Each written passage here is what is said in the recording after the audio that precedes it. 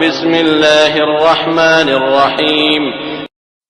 പരമകാരുണികനും കരുണാനിധിയുമായ അല്ലാഹുവിന്റെ നാമത്തിൽ. സ്തുതി സർവലോക പരിപാലകനായ അല്ലാഹുവിനാകുന്നു. പരമകാരുണികനും കരുണാനിധിയും. പ്രതിഫല ദിവസത്തിന്റെ ഉടമസ്ഥൻ. നിന്നെ മാത്രം ഞങ്ങൾ ആരാധിക്കുന്നു, നിന്നോട് മാത്രം ഞങ്ങൾ സഹായം തേടുന്നു. ഞങ്ങളെ നീ നേർമാർഗത്തിൽ ചേർക്കേണമേ. നീ അനുഗ്രഹിച്ചവരുടെ മാർഗത്തിൽ, കോപത്തിന് ഇരയായവരുടെ മാർഗത്തിലല്ല, പിഴച്ചുപോയവരുടെ മാർഗത്തിലുമല്ല.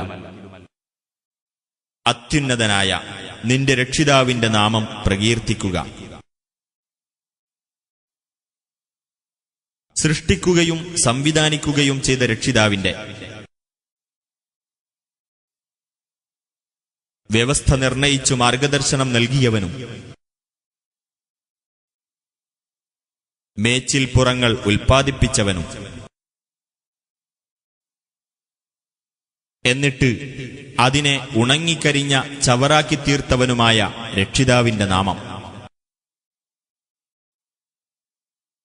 നിനക്ക് നാം ഓതിത്തരാം, നീ മറന്നുപോകുകയില്ല.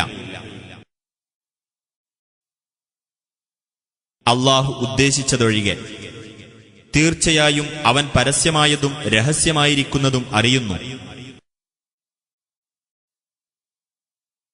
കൂടുതൽ എളുപ്പമുള്ളതിലേക്ക് നിനക്കു നാം സൗകര്യമുണ്ടാക്കിത്തരുന്നതുമാണ്. അതിനാൽ ഉപദേശം ഫലപ്പെടുന്നുവെങ്കിൽ നീ ഉപദേശിച്ചുകൊള്ളുക. ഭയപ്പെടുന്നവർ ഉപദേശം സ്വീകരിച്ചുകൊള്ളുന്നതാണ്.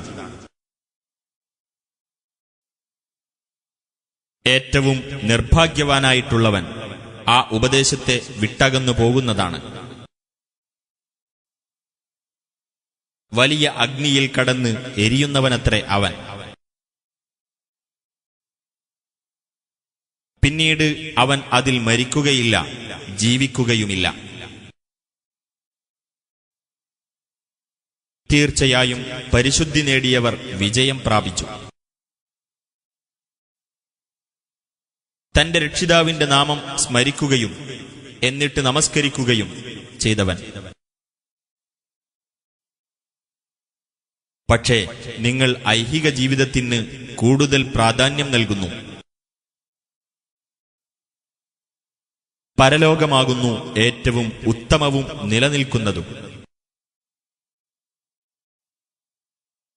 തീർച്ചയായും ഇത് ആദ്യത്തെ ഏടുകളിൽ തന്നെയുണ്ട്, അതായത് ഇബ്രാഹിമിന്റെയും മൂസായുടെയും ഏടുകളിൽ.